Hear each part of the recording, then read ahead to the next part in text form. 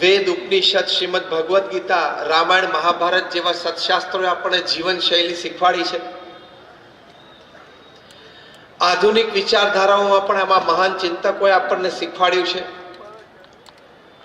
અને આ બધાના સાર રૂપે પ્રમુખ સ્વામી મહારાજ કે મહંત સ્વામી મહારાજનું જીવન એ આપણને ઘણું બધું શીખવાડી જાય છે. કારણ કે સુખી તો દરેક વ્યક્તિને થવું છે, હા કે ના? Just rays your hands if you say yes. તો બધા હાથ ઊંચો કરો. અને વિચાર હોવો જ જોઈએ, એની માટે પ્રયત્ન થવો જ જોઈએ, અને દ્રઢતાપૂર્વકનો પ્રયત્ન થવો જોઈએ. કારણ કે અંગ્રેજીમાં એક કહેવત છે, you have only two choices. જીવનમાં આપણી પાસે ફક્ત બે પસંદગી છે, either you cry or you smile. કોઈ પણ સંજોગ અને પરિસ્થિતિમાં કાં તો તમે રોવો અને કાં તો હસતા મોઢે એનો સામનો કરો. બે જ ચોઈસ છે, ત્રીજી ચોઈસ જ નથી. Am I right? Either you cry or you smile. કાં તો તમે દુઃખી થઈને ખૂણે બેસી જાઓ અને કાં તો હસતા મોઢે પરિસ્થિતિને સ્વીકારી એ પરિસ્થિતિની સામે ઝઝૂમતા શીખો. આ બે જ ચોઈસ છે.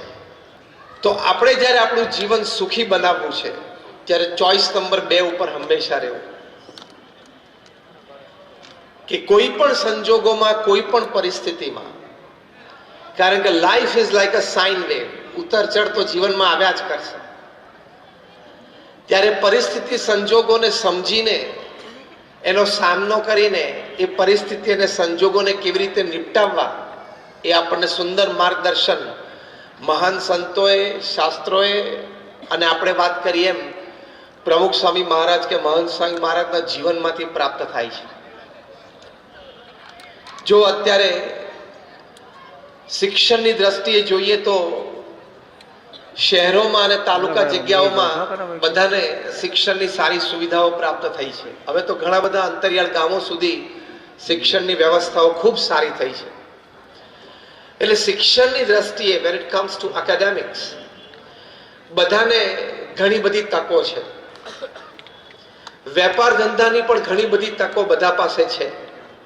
અનેક પ્રકારના વેપાર ધંધા થાય છે. અહીંયા તમારે ડિહાઇડ્રેશન પ્લાન્ટ આટલા બધા ચાલે છે.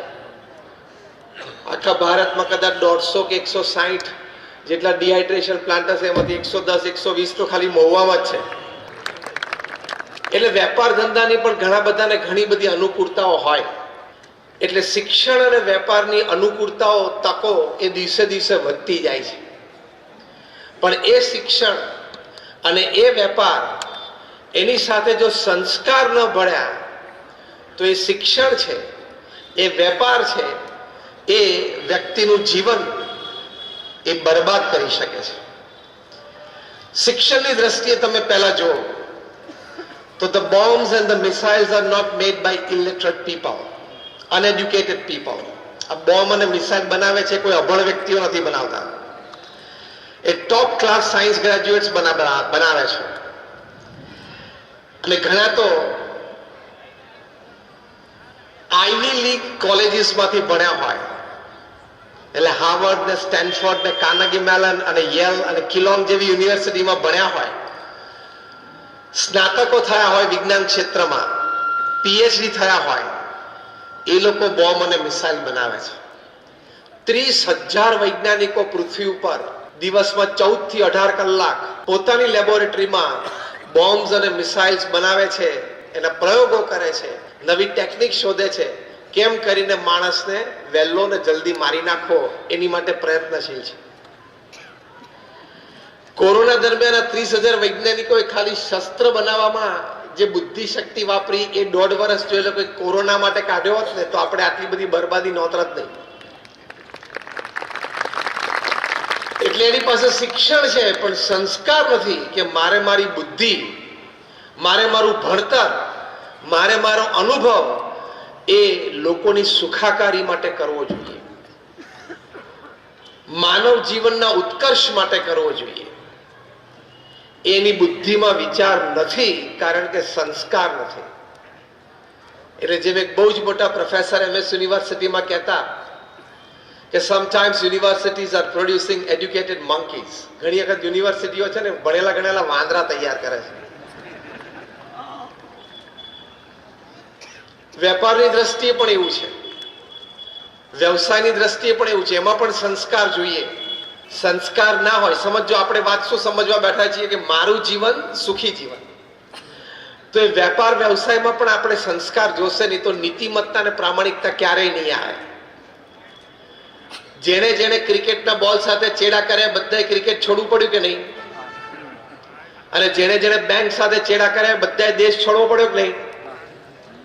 2-3 જણા લંડન ભાગી ગયા છે, 2-3 જણા કેરેબિયન આઇલેન્ડ ભાગી ગયા છે. બધાને પાછા લાવવાના છે. અને તિહાર દિલ્હીમાં wide arm spread ready to hug them. નીતિમત્તા અને પ્રામાણિકતા તમે ચૂકો વ્યવસાયમાં અને વેપારમાં, એ સંસ્કારનો અભાવ છે. એટલે પ્રમુખ સ્વામી મહારાજ પોતાના વિશાળ અનુભવ પરથી એક સરસ વાત કરતા. પ્રમુખ સ્વામી મહારાજ કહેતા કે જો તમે તમારા પરિવારજનોને સંસ્કાર નહીં આપો તો એક દિવસ એવો આવશે કે તમારે સંપત્તિ અને સંતતિ બે ખોવાનો વારો આવશે. અને ઘણા સારા મોટા પરિવારોમાં આપણે આ જોયું છે. મુંબઈનો એક ધનાઢ્ય પરિવાર છે. એ પરિવારના વડીલશ્રીએ 4-5 વર્ષ પહેલા વોટ્સએપ ઉપર પોતાની એક સેલ્ફી વિડીયો વાયરલ કરી, જે તમે કદાચ જોઈ હશે.